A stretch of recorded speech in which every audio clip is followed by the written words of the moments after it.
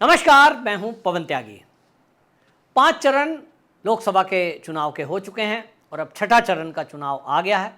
इस छठे चरण के चुनाव के जस्ट पहले सबका ध्यान उत्तर प्रदेश की तरफ है। उत्तर प्रदेश में इस छठे चरण में 14 ऐसी सीटें हैं जिस पर अभी तक कोई चर्चा में बहुत ज़्यादा नहीं है, लेकिन टफ फाइट है, ऐसा कुछ सीटों के लिए माना जा रहा है। सबसे ज़्यादा इसमें प्रतापगढ़ सीट की बात हुई, क्योंकि वहाँ राजा भैया जो थे, कुंडा से विधायक रहते हैं वो, और ठाकुर हैं। पिछले दिनों उनसे अमित शाह जी ने मुलाकात की थी, योगी जी ने भी उनसे मुलाकात की थी, और कोशिश हुई कि भाई उनका जो दबदबा है उसके कारण से जो ठाकुर वोट है वो बीजेपी को मिले।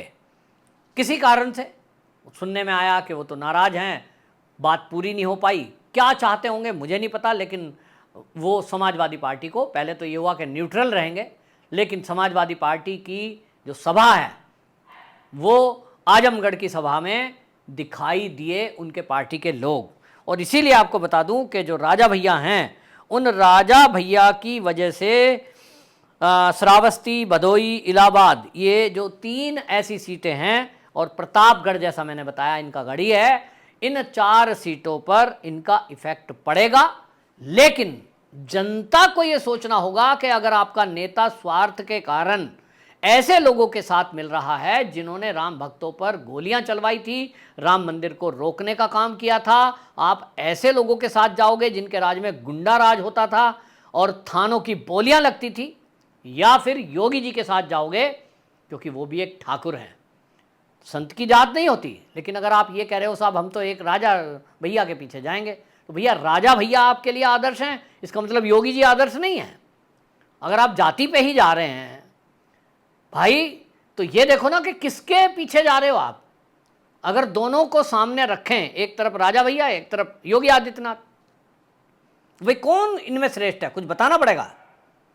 उनका चरित्र देखिए, उनका जीवन देखिए, उनका त्याग देखिए, उनकी तपस्या देखिए। या आप भेड़ चाल की तरह चलते रहेंगे, बस गुलामों की तरह चलते रहेंगे, बस ये हमारे राजा, हम इनकी प्रजा, ये जो कहते हैं हम तो पिछले खानदान से वही करते आए हैं। अरे भाई, आप जो करते आए, फिर अब आगे आपको बुद्धि दी है, ज्ञान दिया है, विवेक दिया है, इसके आधार पर तय करिए। लेकिन हमारे देश का दुर्भाग्य यही है कि गुलामी की मानसिकता से अभी भी बहुत सारे लोग उभरे नहीं हैं। ये जो 200 साल की अंग्रेजों की गुलामी थी, और पहला भी गुलामी का कालखंड कुछ जो मुगलों के टाइम का रहा, किसी के डीएनए में इतना गहरा असर हो गया कि वो वहाँ से उबर नहीं पा रहे हैं। मैं आज़ाद रहकर भी जी सकता हूँ, मैं अपने विचार खुद सोच सकता हूँ, मैं किसके साथ रहूँगा, मैं विकास को ध्यान दूंगा या मैं विनाश को ध्यान दूंगा। राष्ट्रभक्ति मेरे लिए ज़्यादा है या राष्ट्र विरोधी, राम भक्त मैं के साथ जाऊंगा कि राम के विरोधी के साथ जाऊंगा। और इसीलिए चौथे चरण के बाद ये चर्चा होने लगी थी कि भाई उत्तर प्रदेश में तो जाति पे इलेक्शन होता ही है, लेकिन इस बार कुछ लोगों ने कह दिया चौथे चरण के बाद कि भाई ये तो बीजेपी हार रही है, यहाँ तो 20 सीटों पर सिमट जाएगी, क्योंकि ज़्यादातर दिखाई दिया कि वही पुराना ढर्रा चल रहा है, राम मंदिर का कोई असर ही नहीं है। राम मंदिर के उद्घाटन के समय जो लहर बनी वो चुनाव आते आते खत्म हो गई, इतनी जल्दी लोग भूल जाते हैं। तो लोगों ने कहा यहाँ बीजेपी का तो कुछ होना नहीं है, कहीं कहेंगे ठाकुर नाराज है, कहीं कहेंगे ब्राह्मण नाराज है, योगी जी का law and order, Yogi ji का विकास पीछे रह गया। और इसीलिए जो विश्लेषक हैं वो आज भी ये कह रहे हैं कि छठा चुनाव जो आ गया छठा चरण का, इस छठे चरण के चुनाव के बाद ये वो तय कर रहे हैं कि भाई ये जो सीट हैं, सुल्तानपुर, प्रतापगढ़, इलाहाबाद, फूलपुर, अंबेडकर नगर, श्रावस्ती, डुमरीगंज, ये जो सीटें हैं, संत कबीर नगर, लालगंज, जौनपुर, मछली शहर, भदोई और आजमगढ़, ये कहते हैं कि भाई ये जो है टफ सीट है। लेकिन इन्हीं सीटों में आपको बता दूं, एक तो संजय निषाद पार्टी, उनका अस्तित्व भी है, क्योंकि भाई उनको सीट भी मिली है, वो सपोर्टर भी हैं, और सुबह सपा जो है वो सुबह सपा के जो सपोर्ट है उसको भी देखा जाएगा, ओम प्रकाश राजभर। और इसमें बाकी कुछ भी हो, टफ फाइट इसलिए कि कुछ सीटें तो ऐसी रही हैं जहां मार्जिन जो है जीत का 10,000 से 20,000 के बीच रहा है 2019 में, और इसीलिए माना जा रहा है कि मामला किधर भी हो सकता है। लेकिन ताज्जुब की बात देखिए कि उत्तर प्रदेश जैसे राज्य में जहां भव्य राम जी का मंदिर बन रहा है, अभी उद्घाटन हुए भी कुछ दिन नहीं बीते, पूरी दुनिया के लोग अयोध्या पहुंच रहे हैं। आज उत्तर प्रदेश पर्यटन में रिकॉर्ड तोड़ रहा है, और अभी मथुरा में कृष्ण जी का मंदिर बनना बाकी है, लेकिन ये सब जनता भूलती जा रही है। मैं तो ये सोच रहा था चुनाव के बाद, आज जो योगी जी ने उत्तर प्रदेश में जितने काम किए हैं, जो लॉ एंड ऑर्डर की सिचुएशन कंट्रोल की है, अब तो योगी जी को वोट मांगने जाना ही नहीं पड़ेगा, उनके काम इतने हैं। लेकिन जनता भुला देती है और इसलिए दुख होता है। शायद योगी जी भी सोचते होंगे कि मैंने उत्तर प्रदेश के लिए दिन रात एक किया। सोचिए, सन्यासी होते हुए सुबह 4 बजे दिनचर्या शुरू होती है उनकी, बल्कि उससे पहले ही हो जाती होगी, अपना पूजा पाठ करना, नित्य कर्म करना, और उसके बाद पूरा रात 12 बजे तक। चेहरा देखे हो आप योगी जी का गौर से, वो देखिए आप, आपको दिखाई देगा, उस पर थकान दिखाई देती है। लेकिन वो किसके लिए कर रहे हैं? सनातन धर्म के लिए भगवा धारण किया है, देश के लिए, हिंदुत्व के लिए है, और हिंदुत्व ही उनकी पहचान है। लेकिन वही हिंदू आज योगी जी के साथ मुझे खड़ा दिखाई नहीं दे रहा है। योगी जी को इतनी मेहनत थोड़ी करनी थी, सारे समाज को मिलकर योगी जी को आश्वस्त करना चाहिए था। हिंदुओं को, जिनके लिए बुलडोजर चले, जिनके लिए पुलिस को कहना पड़ा कि एनकाउंटर करिए, बदमाश कोई बचने ना पाए, आज हम चैन से सो पा रहे हैं। तो योगी जी को तो ये हो जाना चाहिए था, योगी जी आप निश्चिंत रहिए, आपको अन्य राज्यों में प्रचार के लिए जाना है, जाइए, उत्तर प्रदेश का तो बच्चा बच्चा आप ही को वोट देगा।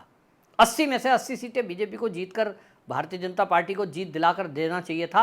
ये योगी जी के प्रति एक हमारी सच्ची जो है एक तरह से सपोर्ट होती कि भाई हमने एक सपोर्ट किया ऐसे व्यक्ति को जिसने उत्तर प्रदेश की पूरी नक्शे को बदल के रख दिया। आज आप देखिए बिजली का क्या हाल है। पहले कभी आती थी, ट्रांसफार्मर जल जाए, पड़ोसी चंदा इकट्ठा करें, गांव में जल गया है तो गांव वाले पैसा इकट्ठा करें, फिर अपना ट्रैक्टर जोड़िए, गांव के 20 लोग इकट्ठे होकर खुद ही ट्रांसफार्मर ला रहे हैं, लगा रहे हैं, पैसा भी दे रहे हैं, तब वो 4 दिन बाद बिजली चालू होती थी।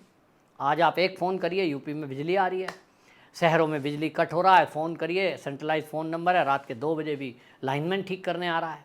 लेकिन ना, हमें तो वही जाति का देखना है, तू मेरी जात का, मैं तेरी जात का। योगी जी की कोई जात है नहीं, योगी जी हो गए संत, तो संत और महंत के प्रति भी हमारी श्रद्धा नहीं है, ऐसा मुझे दिखाई दे रहा है। नहीं तो किसी भी विश्लेषक की ये लाइन होनी ही नहीं चाहिए थी, खासतौर यूपी के लिए, कि फाइट कहीं टफ है। लेकिन आपको बता दूं, टफ तो जरूर रहेगी। योगी जी ने बेहतरीन तरीके से चुनाव लड़ा है।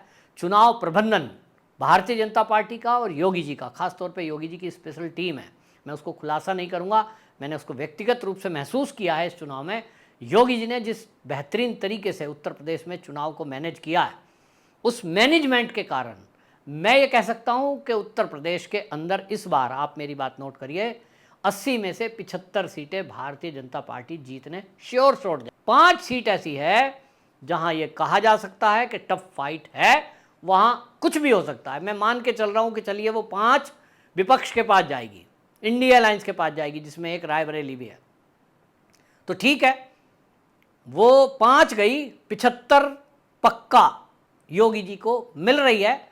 लेकिन उसमें योगी जी का काम, योगी जी का law and order, Yogi ji के जो बाकी काम है, उसका भी एक बड़ा महत्व है।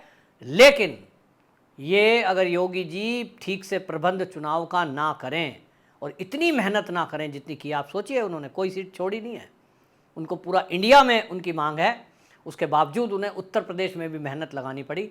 मैंने कहा ना, एक व्यक्ति इतना दिन रात मेहनत कर रहा है, तो यूपी वालों को तो कह देना चाहिए, योगी जी आप हमसे निश्चिंत रहिए। तो ये जो नतीजा आ रहा है, इसमें योगी जी की मेहनत के बाद जो ये नतीजे आ रहे हैं, ये एक वैसे तो सुखद बात है, लेकिन योगी जी के हिसाब से देखेंगे तो उनको लगता होगा कि यार जनता ने, मैं जनता के लिए इतना करता हूँ, लेकिन जनता फिर भी ये गुलामी की मानसिकता से क्यों जी रही है, जाति में क्यों पीछे पड़े हैं, क्यों नहीं ये जाति से बाहर आकर ये सोचते हैं कि उत्तर प्रदेश का विकास कौन कर रहा है, उत्तर प्रदेश का विकास कैसे होगा, उत्तर प्रदेश में शांति कैसे रहेगी। दंगा फसाद होते थे आए दिन, आज नहीं हो रहे हैं, कहीं कर्फ्यू की घटना नहीं मिलती है। पहले आप देखें कि कोई महीना ऐसा नहीं जाता था जब कर्फ्यू ना हो। मैं तो मेरठ ज़िले में मेरा गांव रहा है, मेरा तो मेरठ का एक्सपीरियंस है, आए दिन दंगा फसाद, जरा सी किसी की गाड़ी टच हो गई, 2 लोगों में भिड़ंत हुई, इधर से पत्थर उधर से पत्थर, चलो जी कर्फ्यू लग गया। अलीगढ़, मुजफ्फरनगर, सहारनपुर, ये ऐसे हैं, ये क्या नाम, रामपुर के दंगों के लिए फेमस। लेकिन आज पूरे उत्तर प्रदेश में शांति है, क्योंकि योगी आदित्यनाथ हम सब के लिए काम कर रहे हैं। तो खैर, विश्लेषक कुछ भी कहें, मैं फिर से एक बार रिपीट कर दूं कि योगी जी की मेहनत रंग लाएगी। 5 सीटें मुझे लूज़ होती दिखाई दे रही हैं। विश्लेषक कुछ भी कहें, छठे चरण के चुनाव में 14 सीटों पर मेरा ये मानना है कि 12 सीटें 14 में से Bharatiya Janata party clean sweep करती हुई दिखाई दे रही है। आपकी क्या राय है? कमेंट बॉक्स में ज़रूर बताएं। वंदे मातरम।